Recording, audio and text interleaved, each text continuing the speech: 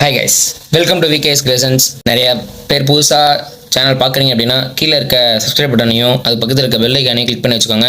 அதே மாதிரி இன்ஸ்டாவில் நம்ம வீடியோஸ் பார்க்குறவங்க ஃபாலோ பட்டன் அமைக்கிட்டு உள்ளே போய் எல்லா ரீல்ஸுக்கும் பாருங்கள். நல்லா இருந்தால் லைக் பண்ணுங்கள். அண்ட் இந்த வீடியோவில் நம்ம என்ன சொல்ல வந்திருக்கேன் அப்படின்னா, அப்டேட் திரும்ப கொடுக்குறேன்னு சொல்லியிருந்தேன். இன்றைக்கி காலையில் ஒரு வீடியோ போஸ்ட் ஆகிருக்கும். அது நேற்று நைட்டே போட வேண்டியது நெட் இல்லாத காரணத்தினால காலையில் போட்டேன். அது வந்து நேற்று நைட் இருந்த சுச்சுவேஷன். அதே மாதிரி இன்றைக்கி அங்கே என்ன சுச்சுவேஷன் நடந்துகிட்டு இருக்குன்னா, ஆளுநர்கிட்ட அவங்க போய் கேட்குறப்ப ஆளுநர் வந்து என்ன சொல்லியிருக்காரு அப்படின்னா, திரும்ப 118 சீட்ஸ் எங்கேன்னு கேட்டது அது நேற்று பார்த்தோம். இன்றைக்கி காலையில் ரொம்ப விரைவில் வந்த நியூஸ் அப்படின்னா, அதிமுகவும் திமுகவும் கூட்டணி வைக்கிறதா ஒரு நியூஸ் வந்திருக்கு. கூட்டணி வைக்கிற மாதிரி ஆலோசனையில் இருக்காங்க அப்படின்னு சொல்கிறாங்க. ஆனால் இப்போ ரீசெண்டாக ஸ்டாலின் கொடுத்த இன்டர்வியூவில் அது மாதிரி நாங்கள் கூட்டணி வைக்க மாட்டோம்,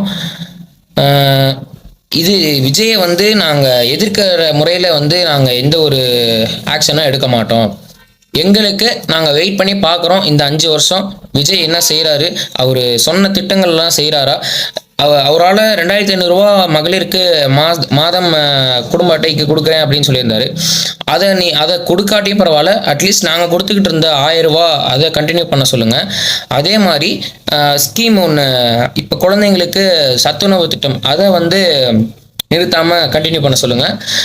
திரும்ப இந்த 2500 ரூபா கொடுக்கறது வந்து ரொம்ப கடினமான விஷயம்.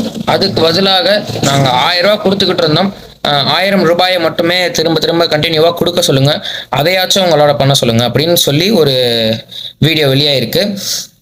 அதை பார்க்கும்போது தாவேக்கா அவங்க பார்ட்டி அதுவும் இல்லாமல் தாவேக்காவுக்கு வந்து திடீர்னு அந்த பாதுகாப்புகள் அதெல்லாம் கட்டாயிருக்கு அப்படின்னு ஒரு பரபரப்பு வந்தது.